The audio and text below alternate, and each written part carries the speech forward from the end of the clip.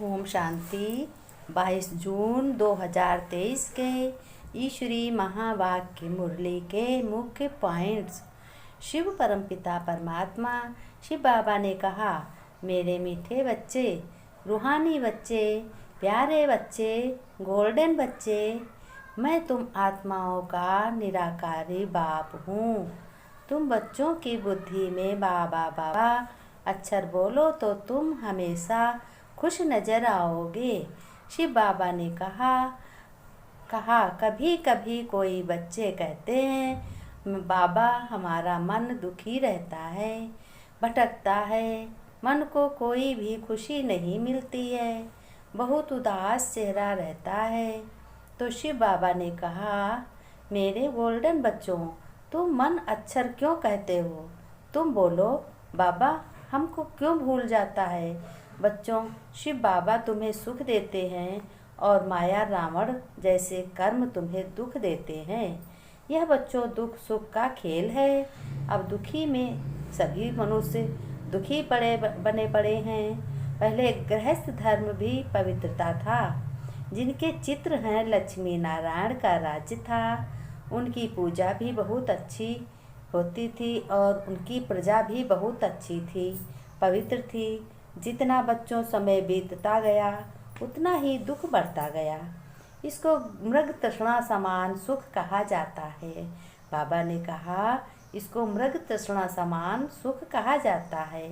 इस समय देखो बच्चों, दुनिया में मनुष्य बहुत पापी, दुराचारी, एक दूसरे को परेशान करने वाली आत्माओं का जन्म होता है। जब जन्म लेते ही गंदे आचरण संस्कार होते जा रहे हैं। ब्रिटिश गवर्नमेंट के समय इतना दुख नहीं था। बहुत बच्चों सस्ताई थी। अभी तो हर चीज़ की कितनी महंगाई हो गई है। बरसात भी बहुत जोर होती है, जिसमें सब कुछ बह कर चला जाता है। बहुत गांव के गांव बाढ़ में चले जाते हैं। सबकी फसलें पानी से भरपूर बर्बाद हो जाती हैं। तो बच्चों, आगे चलकर शिव बाबा ने कहा, मनुष्य पानी के लिए भी तरसेंगे। बच्चों, तुम्हें विचार होना चाहिए कि हमने कितना शिव बाबा का ज्ञान सुना और कितना बुद्धि में रुका हुआ है। कितना मैंने मन बुद्धि से बाबा को याद किया, कितनी हमने मन बुद्धि से बातें की, अपना दुख सुख बाबा को बताया, हर कर्म में बाबा को याद किया। कितना हमने दूसरों को बाबा की महिमा सुनाई। तूफान तभी आते हैं जब तुम अपने को आत्मा समझ शिव बाबा या जिसको भी तुम मानते हो, बहुत किसी को मानते, कहीं शंकर को मानते, कहीं विष्णु को मानते, कहीं हनुमान को मानते हैं, लेकिन शिव से बड़ा न कोई। शिव ही सत्य है, शिव ही सुंदर है। सत्यम शिवम सुंदरम। सत्य शिव है और सुंदर भी शिव है। उसे याद नहीं करते, तब यह ज्ञान से तुम बेफिक्र बादशाह बन जाते हो। बाबा ने कहा, जब तुम उस अपने परम पिता शिव बाबा की याद नहीं करते हो तो तुम बेफिक्र बादशाह बन जाते हो, और जब तुम उसकी याद करते हो तो तुम, बाबा ने कहा, जब तुम उसकी याद में रहते हो तो बेफिक्र बादशाह बन जाते हो, और जब तुम उसकी याद में नहीं रहते हो तो तुम्हें फिक्र ही फिक्र होती है, फिक्र ही सताती है, हर बात तुमको सताती है। इसीलिए शिव बाबा ने कहा, तुम बच्चों दुखी हो जाते हो, उदास हो जाते हो। फिर शिव बाबा ने कहा, मेरे बच्चों, दिल से बाबा बाबा कहते रहो तो अपार खुशी रहेगी। यह मुख से कहने की बात नहीं है बच्चों। अंदर में सुमिरन चलता रहे तो सब कलह कलेश मिट जाएंगे। तुम्हें बच्चों निश्चय करना है कि हम आत्मा हैं। अपना आत्मा ही सुनती है, आत्मा ही हाथों द्वारा कराती है और आँखों से देखती है। आत्मा को निर्लेप नहीं कहा जाता। आत्मा जैसा कर्म करती है वैसा फल मिलता है। अब शिव बाबा हमें ऐसा कर्म सिखाते हैं जिसके अच्छे कर्म करने से और ज्ञान सुनने से हमें 21 जन्म खुशी मिलती है।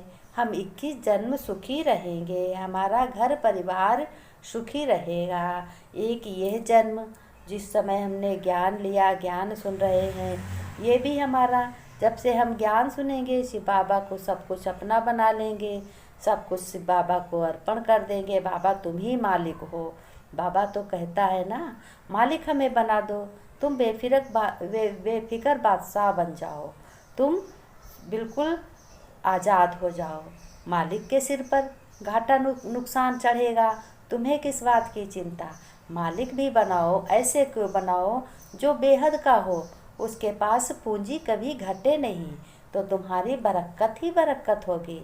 हर बात अपने मन में सोचो कि ये बाबा का भंडारा है, उसमें से हम खाते हैं, ये बाबा की तिजोरी है, उसमें से हम पैसा खर्च करते हैं, जो बचता है वो बाबा के नाम से शिव बाबा भगवान परमपिता परमात्मा है ना, परमपिता परमात्मा है, कोई ऐसा बाबा नहीं है। जैसे बाबा आए और आकर चले गए, उनको जेल हो गए, उन्होंने अपने शिष्य बनाए, उनकी निंदा नहीं करना है, लेकिन उनके कर्मों की बात बता रहे हैं जैसा सुना गया है।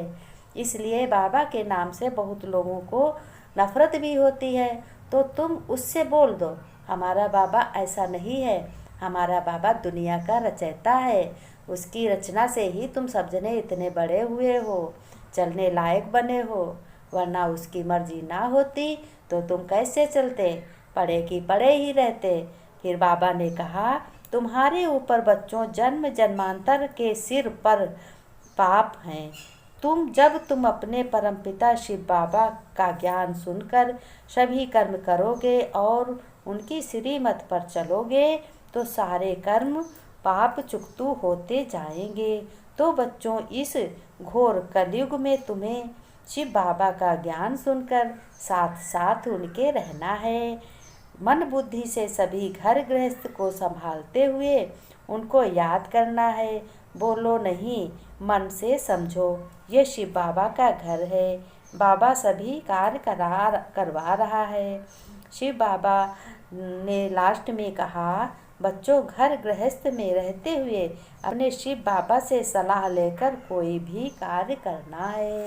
अब बाबा ने देखो कितनी बड़ी बात बताई कि बच्चों घर गृहस्थ में रहकर अपनी मन बुद्धि से शिव बाबा की श्रीमत लेकर उनसे सलाह लेकर काम करना है कि बाबा ऐसा काम करने जा रहे हैं, क्या हम ये काम करें, हमें फ़ायदा नुकसान होगा या नहीं होगा, क्या होगा, नुकसान होगा कि फ़ायदा होगा। तो बाबा से हर श्रीमत लेनी है, श्रीमत पर चलना है, बात बात में सलाह उनसे लेनी है, क्योंकि वो मालिक है ना। सभी लोग अपने अपने घर में भगवान शिव परमपिता परमात्मा शिव बाबा को मालिक बना दो। वो तो झोली वाला है, वो तो झोली वाला है, लेकिन झोली सबकी भरने वाला है। वो दया का दाता है, वो ज्ञान दाता है, सुख दाता है, उससे सुख अपार मिलते हैं। उसकी श्रीमत पर चलो और अपना भाग्य बनाओ। घर में भी ऐसे बच्चों के सामने कहो तो बच्चों को भी आदत पड़ जाएगी, मेरा तो एक शिव बाबा, दूसरा ना कोई। अगर कोई को नफरत लगती है बाबा बाबा कहने से, तो कह दो वो बाबा नहीं, हमारा तो शिव बाबा है, परमपिता परमात्मा शिव बाबा है, वही हमारा शिव बाबा है जो जग का रचयिता है, दुनिया का रचयिता है। तो अपने शिव बाबा घर में मेरा बाबा मेरा बाबा, मेरा शिव बाबा, मेरा मीठा बाबा कहोगे तो बच्चे भी सुनकर आदत पड़ जाएगी, बच्चों के भी।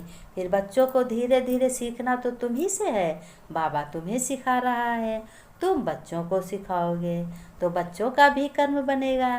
धीरे धीरे जो युक्ति ज्ञान से मिलती जाए उस युक्ति को अच्छे से अपने बच्चों को भी बताओ, और जो अपने व्यवहार में अपने दोस्तों मित्रों से भी बताओ कि भाई ज्ञान सुनकर तो बड़ी तसल्ली मिलती है, बड़ी शांति मिलती है।